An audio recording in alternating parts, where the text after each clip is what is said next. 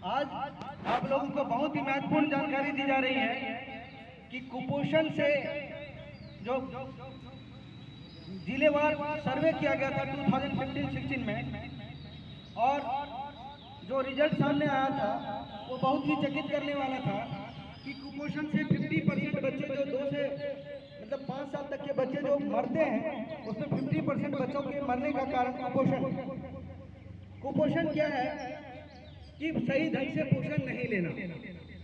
पोषण मतलब क्या? जो भोजन, जो आहार, जो शरीर को ऊर्जा प्रदान करती है, एनर्जी प्रदान करती है, वो अगर हम सही ढंग से नहीं ले रहे हैं तो वही कुपोषण है। और सिर्फ बच्चों में ही नहीं, वयस्कों में भी कुपोषण होता है। वयस्कों में कुपोषण होने का जो एक मापदंड है उसको बोलते हैं BMI, बॉडी मास इंडेक्स। तो बॉडी मास इंडेक्स जो है उससे कोई भी वयस्क भी अपना पता कर सकते हैं कि क्या मैं कुपोषित हूं या नहीं। उसके लिए क्या करना होता है, एक फॉर्मूला होता है उसका कि बॉडी का जो मास है उसको डिवाइड कर दीजिए बॉडी की हाइट जो मीटर में पहले लेना है और उसका स्क्वायर कर देना है। सपोज मैं अपना एग्जांपल लेता हूं कि मेरा मास 60 kg है और मेरी हाइट 154 सेंटीमीटर यानी 1.54 मीटर। तो 60 डिवाइडेड बाय 1.54 इंटू 1.54 किया तो आउटकम जो आया वो आया 25.2। और लगभग ये जो है अति पोषण के करीब है। ठीक है, तो मतलब क्राइटेरिया से बाहर नहीं गया हूं, लेकिन लगभग लाइन टच होने वाली है। 25.5 के करीब होता है। जो उसके बाद अगर ज्यादा हो रहा है, उससे ज्यादा है बॉडी मास इंडेक्स, तो वो अति पोषण होगा। और अगर 17 से नीचे है इसकी वैल्यू, तो ये अल्प पोषण हुआ कि आप सही मात्रा में पोषण नहीं ले रहे हैं।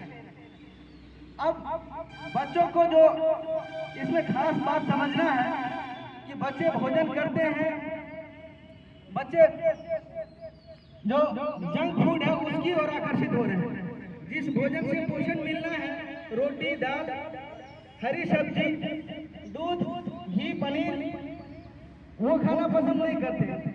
उन्हें चाट, चाउमीन, पिज्जा, बर्गर ये सब पसंद है। लेकिन उसमें माइक्रोन्यूट्रिएंट्स की कमी है। बॉडी में सिर्फ शरीर का विकास नहीं, आपको अपना मानसिक विकास भी करना है। तो शरीर को सही मात्रा में पोषण दें तो मस्तिष्क का भी विकास होगा, नहीं तो वो भी अवरुद्ध हो जाएगा। शरीर को भोजन देना मतलब मस्तिष्क को भी पोषण देना है। मस्तिष्क शरीर से अलग नहीं है। आप जो भोजन करेंगे उसका असर आपके मस्तिष्क के विकास पर भी होगा। इसलिए भोजन जो है, जो पोषण देने वाला भोजन है, उस भोजन को, हाँ ये है कि अगर स्वाद बढ़ाने के लिए आप उसमें कुछ मिक्स करें, कुछ चटपटा बना लें उसे, तो ये इसमें कोई बुरी बात नहीं है। लेकिन जिस भोजन में पोषण ही नहीं है उसके पीछे क्यों भागना। और भोजन करने का जो सही तरीका है, क्या है भोजन करने का सही तरीका? आप सब पढ़ते हैं, उसी बात को मैं फिर से दोहरा रहा हूं कि भोजन को बहुत फास्ट नहीं खाना है, एकदम जल्दी से खाना खा के निकल लिए, वो भी नहीं है ना। भोजन को खूब चबा चबा कर, दांत जो है ईश्वर ने आपको जो प्रदान किया है, किस लिए? दांत दिखाने के लिए कि नहीं, भोजन को अच्छे से पीसना है उसे। अगर उसको ठीक से नहीं पीसेंगे तो वो भोजन जो है आपका जो शरीर के अंदर जाएगा तो वो आंत को ज्यादा मेहनत करना पड़ेगा। इसलिए कहा जाता है कि दांत और आंत ये दोनों एक दूसरे से संबंधित है। जिसका दांत ठीक नहीं है उसका आंत भी ठीक नहीं है, यानी पाचन शक्ति उसकी कमजोर हो जाएगी। तो दांत को साफ सुथरा रखना और क्या, दांतों का इस्तेमाल करना भोजन करने के समय। खूब भोजन को पीस करके लिक्विड बना देना है और उसके बाद निकलना है।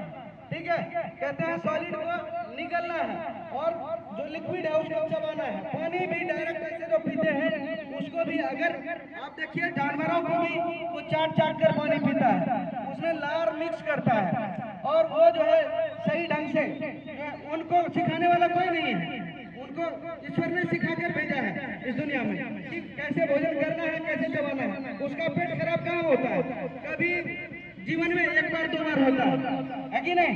लेकिन हम लोगों का बराबर होता रहता है। ज्यादा विद्वान है, ज्यादा पढ़े लिखे हैं, लेकिन इन छोटी छोटी बातों की जानकारी नहीं है, और जानकारी है भी तो पालन नहीं करते हैं और कुपोषण का शिकार हो रहे हैं।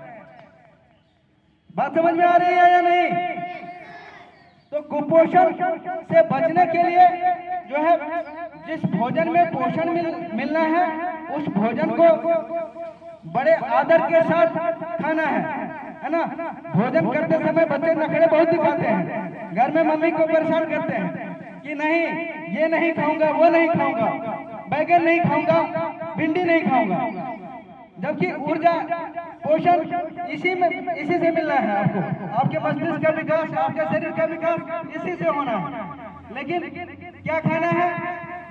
बर्गर, है ना? उससे क्या मिलने वाला है? उससे बस जैसे शरीर के लिए क्या क्या चाहिए आपको, आपने पढ़ा है कि भोजन में जो आवश्यक पोषक तत्व हैं उसमें प्रोटीन है, वसा है, कार्बोहाइड्रेट है, और बहुत सारे मिनरल्स हैं, जैसे आयरन। आपने पढ़ा है कि आयरन की कमी से एनीमिया होता है, आयोडीन की कमी से गोइटर होता है, प्रोटीन की कमी से बच्चों में प्रोटीन और कार्बोहाइड्रेट की कमी से मैरास्मस, क्वाशियरकर, जो बहुत जानलेवा बीमारी है, क्वाशियरकर और मैरास्मस। अब कई बच्चों को देखेंगे, गांव में जाएंगे तो बच्चों को देखेंगे कि शरीर की हड्डियां दिख रही है, लेकिन पेट बहुत बड़ा निकला हुआ है ना? तो ये किसका लक्षण है? क्वाशियरकर का लक्षण है। उसको प्रोटीन नहीं मिल रहा है। तो एक कारण तो कुपोषण का गरीबी भी है। गरीबी के कारण सही मात्रा में उन्हें पोषण नहीं मिल पा रहा है बच्चों को। लेकिन अब आपको अगर पोषण मिल रहा है तो उसको सही ढंग से अपने शरीर में लें, ठीक है? नखरे ना दिखाएं खाते समय।